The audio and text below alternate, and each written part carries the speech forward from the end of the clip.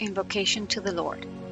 Dear Lord, allow my spirit to rise to your heights, to drink from the true fountains of wisdom, and absorb your powerful vibrations of love and faith, of purification and spiritual and material strength, of spiritual power, peace, understanding, health, prosperity, and harmony to pour over my brothers and sisters. Lesson 25. Morality. Spiritual concept and human concept of morality.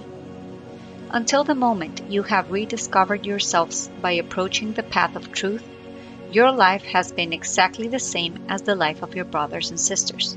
That is, the life of those who have not brought a spiritual mission like yours. You must begin to become aware of your marvelous mission. Although you must consider yourselves equal to your brothers and sisters in the human aspect, spiritually, you must consider yourselves within the responsibility of an enormous task of good.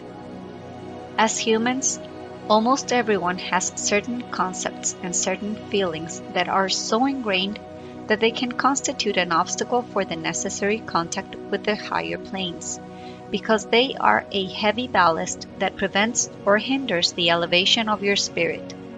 From the higher planes, we help you, and we will always help you to elevate yourselves. But it is necessary that you make the effort and constantly analyze yourselves in order to eliminate what, in your conscience, you feel must be eliminated. We will never point out your defects. We will never point out your mistakes. We will always indicate the path that you must follow. And by following the path that we indicate, your errors and defects will gradually disappear.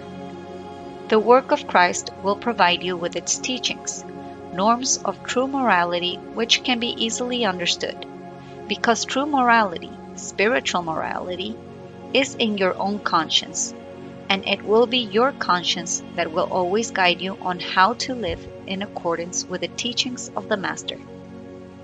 Spiritual morality is not the same as human morality, because spiritual morality is perfect, while human morality is, like all human things, imperfect. Human morality varies in its basic concepts according to groups, times, and customs. What may seem immoral in one human group and era may appear logical, acceptable, and achievable in other groups and eras. To know how to proceed to adapt your human life to true morality, consult your conscience and act in accordance with the teachings of love that you have received and are receiving. This will make it easy for you to live in accordance with true morality, and you will get used to not judging your brothers and sisters by appearances. No one can know the spiritual cause that motivates the actions of the beings that surround them. Only those who knew the past, who knew the previous lives, and who knew the true purpose of the current life could have an idea of the reason behind the events that happen and what they produce in other beings. Thus, given your inability to issue an exact and correct judgment, refrain from judging the conduct and deeds of your brothers and sisters. Leave judgment to the divine laws, the only ones that can judge truthfully and provide the means to repair the injustices and damages committed. If you imbue all your thoughts, reactions, desires, and actions of your life with love, you will harmonize with true divine justice and spiritual moral truth. You must start living according to spiritual morality and judge your brothers and sisters also with spiritual morality. You will then see how easy it is for you to approach the beings around you with love. Whatever point of human morality they live in, you will see how your arms open without reluctance to all who suffer. Human beings tend to judge before giving. They tend to pass their judgment too harshly in the face of pain and consider fair what they suppose is deserved. Pain is always fair, and it is always deserved, because pain only comes in accordance with divine laws. and not a single moment of pain comes into your lives when you have already paid all your debts. But it is not for you to judge your brothers and sisters, for the cause of the pain that comes to humans resides in their spiritual life, and you are unaware of it. And even if you knew the cause, even if the actions performed by a brother or sister could seemingly be the origin of their misfortunes or pains, consider that you should not judge them, but only love them. Always reach out with love to those who suffer, even when you suppose that they have deserved their pain. Think that your love will relieve that pain, that our love will be able to help them.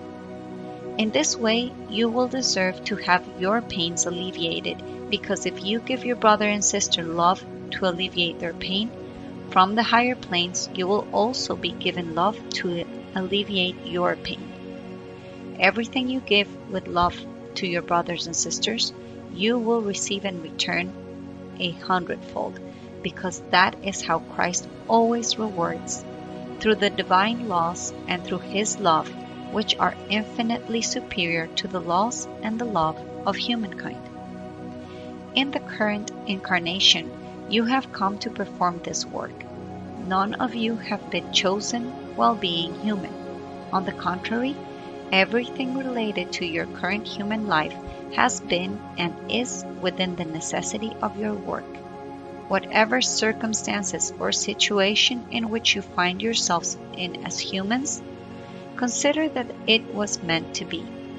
Everything in your current human life has a purpose within the task. Certain situations in the human life of some will seem strange to you, but they are necessary, whether they align with your standards and concepts of morality or not. The spiritual standards and concepts are the true and pure ones, while your human concepts are always adapted and adaptable to the circumstances, modalities, and human convenience.